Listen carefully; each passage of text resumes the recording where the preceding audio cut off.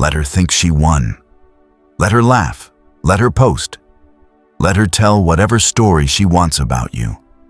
Because there is a moment, one quiet move, that rewrites everything. Every man hits the point where a woman cuts deep. The type of hurt that hums in your bones at 2 a.m. Most men want to shout. Most men want answers. Most men build a stage and light the pyre. They plaster their pain across feeds. They rehearse their breakup lines. They wait for the reaction that promises closure. That's the cheap theater. That's where most men fail. Don't be most men. They expect a scene. They planned for your explosion. So don't perform. Disappear. Not out of fear, not out of spite. Disappear by design. No message, no begging, no staged comeback. Just absence so total it forces a reckoning. Not for you, but for her. Silence becomes the loudest thing in the room. Here's why that works. People who built their identity on your attention, your texts, your apologies, your orbit, lose the scaffolding when you remove yourself. She learned to feed on your reaction. Cut the supply and watch the hunger show itself. That hunger will teach her more than any argument ever could. You'll want to prove something. You'll want to show receipts, to explain, to justify. Don't. Explanations loop you back into their story. Every explanation hands them a new anchor to pull. When you stop explaining, you stop enabling the narrative she projects onto you. You stop being the material she molds. This is not indifference. It's sovereignty. You must accept the hurt before you can convert it. Say it quietly. I was hurt. Don't stage it. Don't make it a badge. Feeling small after betrayal is normal. Admitting that doesn't make you weak, it makes you honest. The man who wins here owns the wound and then uses it. He learns the lesson the pain offers and builds something sturdier in the space it used to occupy.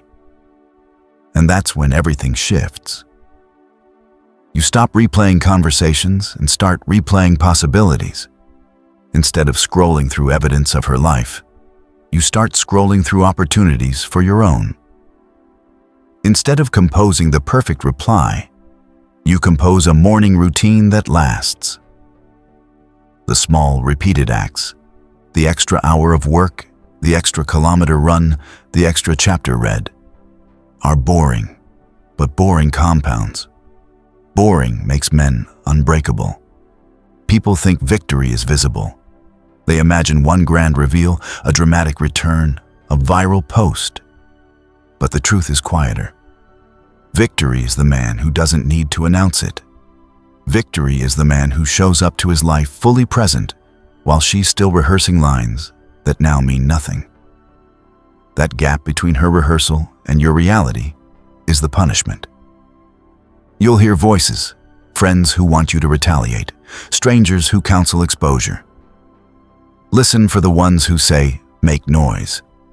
Ignore them. Noise buys attention, and attention is the currency she used to spend on you. The more you buy into loudness, the more you fund her economy. Withdraw.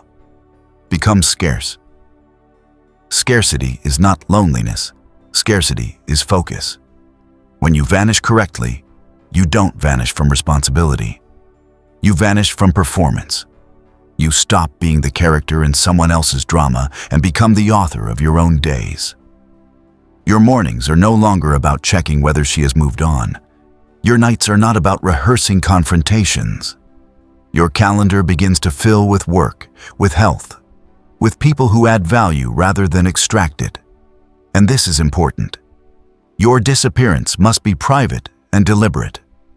Public comebacks are playground fireworks, visible, temporary, and designed to be consumed. Private growth is a slow, subterranean process. It changes your wiring. It shifts who you are attracted to and who is attracted to you. It changes the books you read, the conversations you keep, the energy you spend. That is how you become untouchable. There will be temptations that feel small but catastrophic. The late-night text, the drunk call, the just one more look. Each check, each peek, is a withdrawal from the bank of your future calm. Don't take that loan. The muscle of not peeking is the most valuable muscle you will train. Every time you resist it, you get stronger. Every time you give in, you reset the debt. Before we go deeper, just do one thing for me. Hit the like button. If this is already hitting something real, what's coming next will hit even harder. Let's keep going. You might think she'll never feel the absence. She will. Maybe not immediately.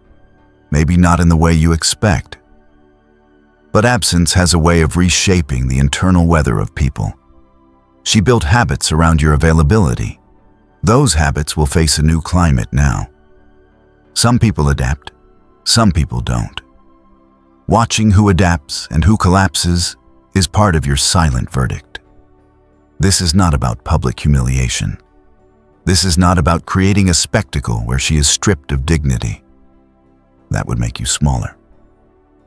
The aim is to remove her place in your interior world, the space she did and the privileges she had. When her name stops moving your emotions, when she becomes a fact instead of an axis. You've done what rage never could. You've moved on. Let me tell you what you will actually do. You will wake earlier than most.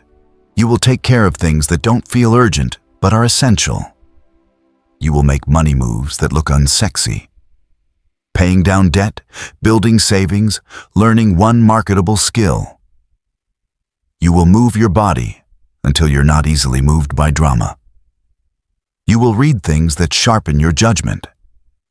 You will choose friends who demand excellence instead of comfort. None of this looks good on a thumbnail, but it looks lethal in real life. And here is another truth. You don't need to outdo her materially to make the point. You only need to outgrow her emotionally. Clothes, cars, followers, these fade. Character, discipline, and presence do not. When you become a man who is steady under pressure, who keeps his calm when provoked, the world treats you differently. People who once ignored you will begin to listen. Opportunities will stop being permission-based and start being consequence-based. That shift is quiet but permanent. There will be days when loneliness feels like defeat. That's the test. Alone does not mean lonely. Alone can mean focused. Alone can mean you are the only person investing in your future right now. Choose the interpretation that serves you. Choose discipline over distraction. Choose the painful, honest work that rewrites your identity. And here's where most men misread the scoreboard.